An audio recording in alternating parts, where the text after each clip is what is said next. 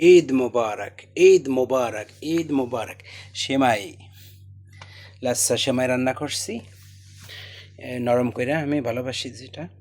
তারপরে most of the beef curry রান্না করছি, একা মানুষ 1 কিলো রান্না করছি।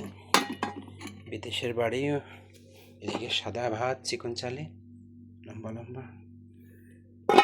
তারপরে এদিকে রান্না করছি ডাউল, ওই ওই ডাউল রান্না করছি, সজনা পাতা জালি জালি সজনা পাতা সজনা দিয়ে ডাল রান্না করেছি। এই হচ্ছে আমার ঈদের দিনের খাবার। আমি গতকালকে কিছু রান্না করি না, খালি ঘুমাইছি। আজকে বাংলাদেশের সাথে ঈদ করতেছি আর কি, বাংলাদেশের সাথে আর কি রান্না করতেছি আজকে ঈদের পরের দিন। এখন শাওয়ার নিব, গোসল করব, তারপর লাঞ্চ করব। ঈদ মোবারক।